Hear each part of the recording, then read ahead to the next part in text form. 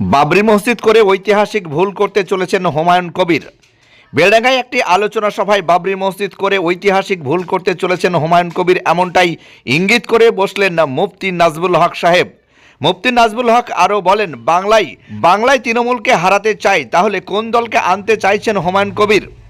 শুধু এটা বলেই ক্ষান্ত থাকেননি, 90টি আসন জিতলে তবেই হবে বাবরি মসজিদ। এই নানান প্রশ্নের মুখে এখন বাংলার মুসলমান। সমস্ত বিষয় নিয়ে মুফতি নাজমুল হকের বক্তব্য। Bureau report, Domkal MK TV. যা রয়েছে তার চাইতে হিন্দু শিক্ষক বেশি রয়েছে। অগ্নিমিত্রা পাল কি বলতে চাইছেন? কাজী শুভেন্দু অধিকারী তিনি কি বলতে চাইছেন? বলছেন এই এসআইআর হয়েছে, প্রথম ম্যাপিং এ 1 কোটি ওরা আউট। এই 1 কোটি ওরা কারা? তাদের কি চাস্তো ভাই না তাদের মামাতো ভাই? তারা কাদেরকে বলতে চাইছে? আমাদেরকে। আমরা জেনে নিয়েছি এবং সোজা কথায় বলছি, ব্রিটিশ পিরিয়ডে যা চাকরির হার ছিল তা কংগ্রেস পিরিয়ডে ছিল না। কংগ্রেসের পিরিয়ডে যা চাকরি ছিল তা সিপিএম এর আমলে ছিল না। সিপিএম এর আমলে যা চাকরি ছিল, খোঁচি খোকা হয়ে গেলাম। বাবরি মসজিদের রায় হয়েছে, মুসলমান 4টেই জিতেছে। এটা বাবরি মসজিদ কোনো মন্দির ভেঙে হয়নি।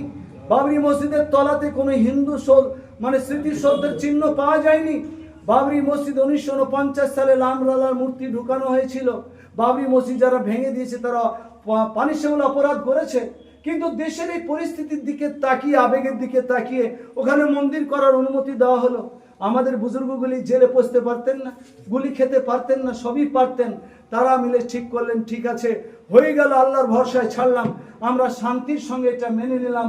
এ নিয়ে আমরা ঝামেলা ঝঞ্ঝট রাজপথে নামবো না। এই জন্য যে এটা কোনো সরকার করেনি, এটা সুপ্রিম কোর্ট করেছে, তার উপরে কোনো কোর্ট হয় না। কাজে স্যালুট, সুপ্রিম কোর্ট বলেছে, তখন আমরা দমে গেলাম, চুপ থেকে গেলাম। হয়েছে না হয় নাই বলুন? তাহলে বাবরি মসজিদের আস্থা ওইখানে, আপনার আমার ফোকাস ওখানে। সেইখান থেকে ঝামেলাটাকে ট্রান্সফার করে, যেমন ওয়েস্ট ইন্ডিজ ভারত বিশ্বকাপ খেলতে চলে এসেছে, যেন আবার অযোধ্যার সমস্যাটাকে তুলে মুর্শিদাবাদে যদি বসিয়ে দেওয়া যায়। নাজমুল হকের ফতোয়া ফরাইজের প্রয়োজন নাই, তা আমাদের কি মুরব্বী নাই? আমাদের কি মাজাহির উলুম নাই, শাহী নাই, মোরাদাবাদ নাই? আমাদের কি জমিয়ত নাই, দারুল উলুম দেওবন্দ নাই?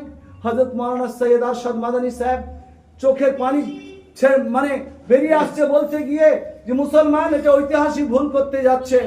আসামের মুসলমানরা বলছেন আমরা কি জ্বালাতে আছি হিমন্ত বিশ্ব শর্মার, সেটা আমরা বুঝছি।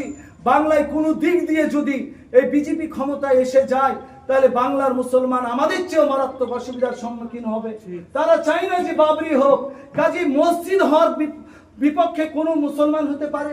কখনোই হবে না। কোনো হিন্দু ভাইও না, কোনো প্রশাসনও না।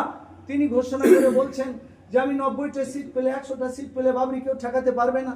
আবার স্পষ্ট ভাবে দেখতে পাচ্ছি ভিডিওতে বলছেন আমাকে 100 কোটি টাকা বাবরি করার জন্য দিয়েছে, আর 300 কোটি টাকা দিব বলছে যে মমতাকে হারাতে। তো মমতাকে হারিয়ে লাভটা কি?